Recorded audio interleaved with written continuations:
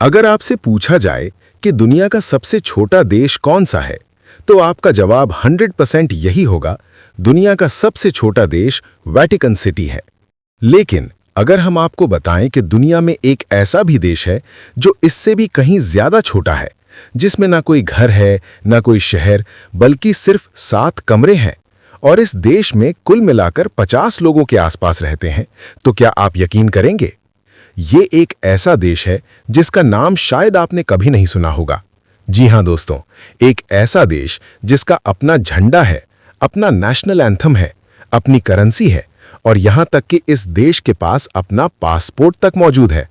आखिर ये देश कहां है, किसने बनाया, और क्यों ये दुनिया के सबसे छोटे देश होने का दावा करता है? चलिए जानते हैं इस दुनिया के सबसे छोटे मगर हैरान कर देने वाले देश की पूरी कहानी। इस वीडियो को एंड तक जरूर देखें, क्योंकि आगे इस छोटे से देश से जुड़े जो फैक्ट्स आप सुनेंगे वो सच में आपको हैरान कर देंगे। दुनिया के इस सबसे छोटे मुल्क का नाम सीलैंड है, जो कि इंग्लैंड के समुद्र से लगभग 10 किलोमीटर के फासले पर मौजूद है। यह समुद्र के बीचों बीच एक ऐसे डिस्ट्रॉयड समुद्री फोर्ट पर बसा हुआ है जिसे सेकेंड वर्ल्ड वॉर के दौरान ग्रेट ब्रिटेन ने तामीर किया था। जंग खत्म होने के बाद ब्रिटेन ने इस किले को खाली कर दिया और अपनी फोर्सेस को वहां से हटा लिया। वक्त गुजरता गया और यह समुद्री किला यूं ही वीरान खड़ा रह गया। ये एक अलग बात है कि इस मुल्क को आज तक इंटरनेशनल लेवल पर एक देश के रूप में एक्सेप्ट नहीं किया गया है। इसी वजह से इसे माइक्रोनेशन यानी एक छोटी स्वयं घोषित कौम भी कहा जाता है। आपकी मालूमात के लिए बता दें कि सीलैंड का कुल एरिया सिर्फ 250 मीटर है, यानी लगभग 1/4 किलोमीटर। इतनी सी जगह और वही इसका पूरा देश है। इस डिस्ट्रॉयड समुद्री किले को कुछ लोग कच्चा फोर्ट भी कहते हैं। सीलैंड पर वक्त वक्त पर मुख्तलिफ लोगों का कब्जा रहा, लेकिन अक्टूबर 2000 में रॉय बेट्स नामी एक शख्स ने खुद को प्रिंस ऑफ सीलैंड यानी सीलैंड का शहजादा करार दे दिया। उनकी मौत के बाद भी ये कहानी खत्म नहीं हुई। आज उसी के बेटे माइकल बेट्स का यहां राज है और वही इस छोटे से मुल्क की बागडोर संभाले हुए है। समुद्र के बीचों बीच खड़ा ये छोटा सा प्लेटफॉर्म दुनिया का शायद सबसे अनोखा मुल्क है, जिसे कुछ लोग देश मानते हैं और कुछ लोग सिर्फ एक सपना। आपकी नॉलेज के लिए हम आपको बता दें कि सीलैंड में इकोनॉमी को स्टेबल करने का कोई प्रॉपर जरिया नहीं है। साल 2011 की सेंसस के अकॉर्डिंग यहां की टोटल पॉपुलेशन सिर्फ 27 अफराद रिकॉर्ड की गई थी, यानी इस छोटे से मुल्क में उस वक्त सिर्फ 27 लोग रहा करते थे। यही वजह है कि जब पहली बार लोगों को इस मुल्क के बारे में पता चला तो पूरी दुनिया के लोगों ने यहां रहने वालों की बहुत ज़्यादा हेल्प की, और फिर देखते ही देखते टूरिस्ट भी दुनिया के कोने कोने से यहां घूमने आने लगे, जिसकी वजह से ये जगह एक फेमस टूरिस्ट प्लेस भी बन गई और इसकी पॉपुलैरिटी और भी ज़्यादा बढ़ने लगी। धीरे धीरे लोगों को इसके बारे में पता चलने लगा।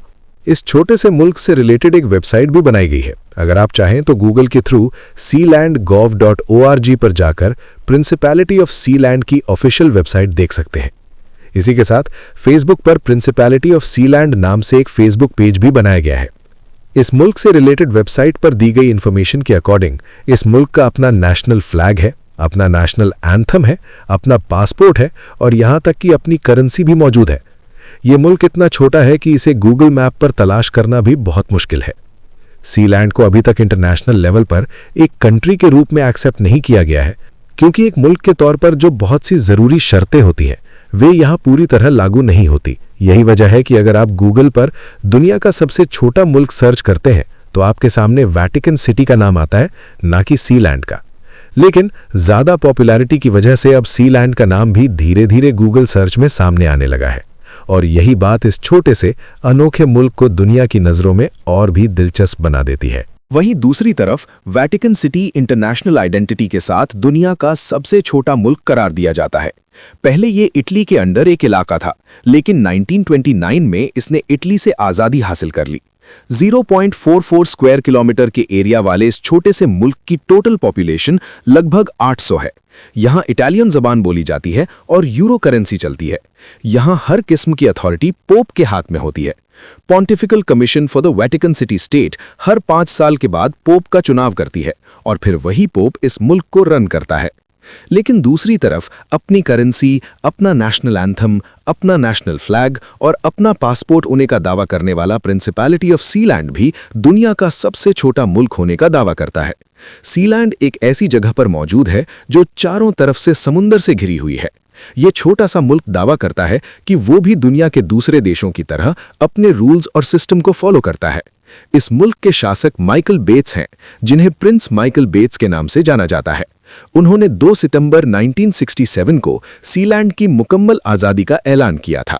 इसका टोटल एरिया 0.004 स्क्वायर किलोमीटर है, यानी एक आम घर से भी छोटा, और यहाँ चलने वाली करेंसी को सीलैंड डॉलर कहा जाता है। इस जगह को, जिसे आज सीलैंड कहा जाता है, दरअसल इसे अंग्रेजों ने सेकेंड वर्ल्ड वॉर के समय बनाया था। वे इसे फोर्सेस और नेवी फोर्ट के तौर पर इस्तेमाल किया करते थे। ये ग्रेट ब्रिटेन की बाउंड्री से बाहर जाकर बनाया गया था। इसीलिए जंग खत्म होने के बाद वैसे तो इसे गिरा दिया जाना चाहिए था, लेकिन किसी वजह से इसे डिस्ट्रॉय नहीं किया गया और ऐसे ही छोड़ दिया गया। सेकेंड वर्ल्ड वॉर के दौरान सन 1943 में इसे ब्रिटेन की गवर्नमेंट ने अपने मॉन्सेल फोर्ट के नाम से तामीर किया था।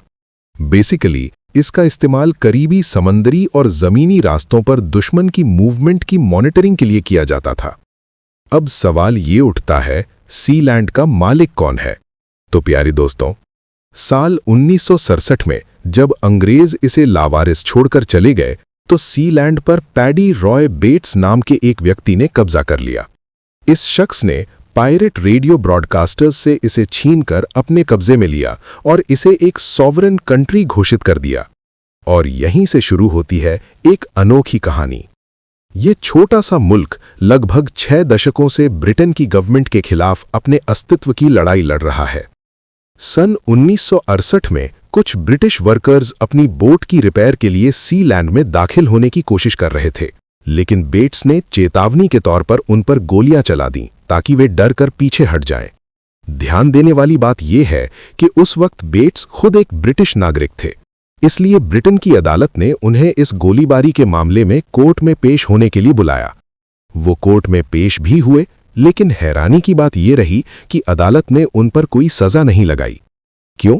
क्योंकि ये घटना ब्रिटेन की समुद्री सीमा यानी 3 नॉटिकल माइल की बाउंड्री से बाहर हुई थी और इसी वजह से ये केस आगे नहीं बढ़ सका। बस फिर क्या था? इसके बाद बेट्स ने सीलैंड में अपनी करेंसी जारी की, पासपोर्ट जारी किए, एक संविधान बनाया, एक नेशनल फ्लैग अपनाया और यहां तक कि एक नेशनल एंथम भी घोषित कर दिया ताकि इस छोटे से मुल्क में कोई भी बिना परमिशन दाखिल ना हो सके।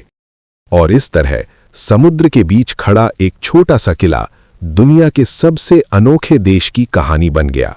ये वीडियो अगर आपको इन्फॉर्मेटिव लगी हो तो लाइक करने के साथ साथ दोस्तों के साथ जरूर शेयर करें और ऐसे ही नॉलेजेबल और हिस्टोरिकल वीडियोस हमेशा देखने के लिए हमारे इस चैनल दुनिया इन्फो को सब्सक्राइब करने के साथ साथ बेल आइकन को भी जरूर प्रेस कर लें ताकि इस चैनल पर आने वाली तमाम वीडियोस का नोटिफिकेशन आपको बर वक्त मिलता रहे।